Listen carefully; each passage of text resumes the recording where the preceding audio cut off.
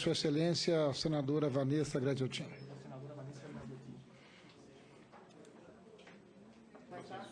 Eu acho que é agora. Pronto, já está com Quero cumprimentar a senhora Maria Corina Machado e só lembrar aqui, de forma preliminar, que certamente esse Senado receberá tão bem a parlamentar que virá, como é o nome da parlamentar? Blanca, posteriormente à sua vinda. A deputada Blanca. E da mesma forma em que o nosso presidente deverá organizar em breve uma comitiva de senadoras e senadores para brevemente estar na Venezuela, para um diálogo importante com nossos compatriotas, nossos parlamentares, nossos irmãos parlamentares venezuelanos. Mas eu quero, antes de mais nada, dizer que, de nossa parte, nós não temos qualquer tentativa de nos intrometer no assunto que é interno da Venezuela. Nenhuma. E dizer que, para iniciar, que eu discordo de muito o que foi dito aqui anteriormente, mas para iniciar a minha fala eu vou citar exatamente o presidente Pepe Mujica, um presidente de um país vizinho, um pequenino país, um homem que foi preso durante muitos anos da sua vida, um homem que, apesar de ser presidente da República de um país, ainda vive da forma mais humilde que um cidadão pode viver. E um homem respeitado no mundo inteiro. O que disse Mujica, e eu estou lendo aqui apenas o que um site publicou, RBA, Rede Brasil Atual, nem sei que site é esse, dizendo o seguinte, transmitindo o que Mujica falou. Mujica diz que Estados Unidos não aprendem nada com a história e pede respeito à Venezuela. O presidente do Uruguai afirma que a administração Obama desconhece que imposição de sanções serve para prejudicar os mais fracos e diz que venezuelanos devem resolver seus problemas sem ingerência externa. Aí vai lá, abre aspas, porque é tudo o presidente Mujica que fala. Quando o mundo inteiro pede aos Estados Unidos para arquivarem sua política de bloqueio econômico de Cuba, surgem vozes desse governo ameaçando a Venezuela com sanções. Aí diz ele, você não aprendeu nada com a história. Será que essa atitude serviu para resolver alguma coisa que não seja impor dificuldades aos mais fracos em diferentes sociedades? E ele se referia às recentes declarações do secretário de Estado dos Estados Unidos, John Kerry, que revelou que o seu governo estudava a possibilidade de impor sanções a funcionários venezuelanos. Ou seja, desde o início da crise, dia 12 de fevereiro, os Estados Unidos trabalham pela imposição de constrangimentos internacionais ao chavismo.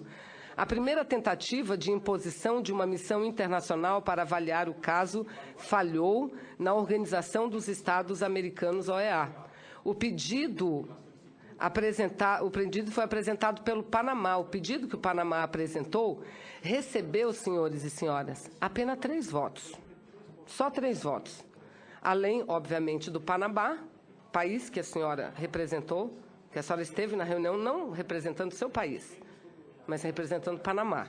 Obteve o voto do Panamá, que apresentou, o voto dos Estados Unidos e o voto do Canadá. Nenhuma outra nação do nosso continente americano acatou o pedido. Em seguida, a administração Obama sofreu um novo revés na Organização dos Estados Americanos, quando se tentou promover um depoimento, seu depoimento que a senhora nos falou aqui, que a senhora tem sido uma das principais líderes da mobilização contra o chavismo, portanto, de oposição. A maioria dos países acatou a intervenção, segundo diz a matéria aqui, porque estava representando o Panamá, mas o fez de portas fechadas. Por que de portas fechadas? Porque dizem os chanceleres, não só o brasileiro, mas todos. Porque a proposta dentro de um regime e de um organismo internacional, a opinião da maioria prevalece. E a opinião da maioria era que aquilo apenas seria um show e que ninguém merecia um show patrocinado em Washington. Mas isso diz o presidente Mujica. Eu quero dizer e concordar com ele que, infelizmente, nessas situações, quem mais sofre é o povo.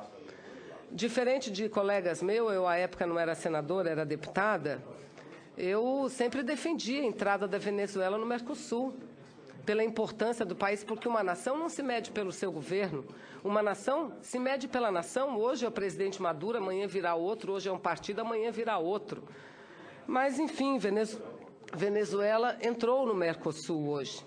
E isso tem sido muito importante.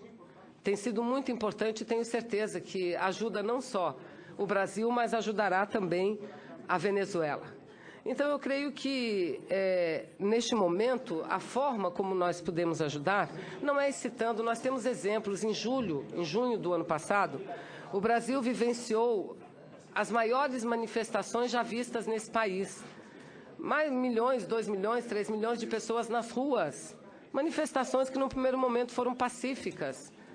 Mas, depois disso, elas se transformaram em manifestações violentas. Parece que é um pouco isso, senador Ferraz, que acontece na Venezuela.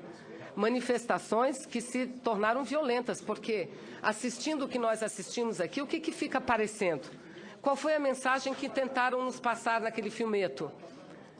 Que nenhum defensor do governo sofreu qualquer tipo de ato violento, que apenas os que morreram, os que sofreram violência foram os oposicionistas. E o que nós sabemos, pela imprensa brasileira e pela imprensa internacional, que as mortes têm ocorrido de ambos os lados, sejam dos oposicionistas, mas também daqueles que defendem o governo. Se a manifestação parte da juventude, fica difícil para a gente daqui de longe entender por que universidades são depedradas. Se a manifestação é contra o desabastecimento, fica difícil a gente daqui de longe compreender por que caminhões repletos de alimentos, de utensílios, são depedrados, são queimados, são, enfim.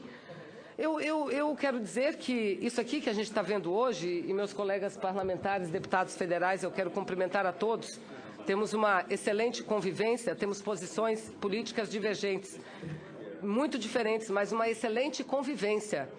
Eu quero dizer que eu lamento muito de ter visto o que acabo de ver. Uma foto aqui de um boneco de pano, enforcado representando um médico cubano. Essa foto seria da Venezuela. Um médico cubano sendo enforcado. Ontem, no Brasil, assisti um episódio um pouco parecido. Em relação aos médicos, uma das médicas que pediu a saída do convênio foi bem recebida exatamente por esse grupo de parlamentares que aqui estão. Ramona, que a ela deu todo o apoio. Mas o programa Mais Médicos, os quase 10 mil médicos cubanos que estão no Brasil, esses foram muito bem-vindos. A princípio, a oposição aqui tentou ser contrária, mas todos votamos a favor do projeto. Porque o que mais importa para nós outros não é se o médico é cubano, se o médico é peruano, colombiano, se o médico é indiano. O que mais importa é que o povo brasileiro não tem médico. E eles vêm para ajudar o povo brasileiro. Isso fala muito mais alto. Mas essa fotografia que eu vi, de enforcamento de médicos cubanos, parece muito com uma faixa que foi estendida ontem na Câmara dos Deputados, num ato que relembrava o triste episódio da nossa história, ocorrido em 1964, quando os militares, com o apoio norte-americano, também fizeram um golpe. A faixa dizia o seguinte: parabéns, militares, graças a vocês o Brasil não é Cuba. Eu gostaria de não ter vivido os 21 anos de ditadura e ter sido privado com todos do povo brasileiro,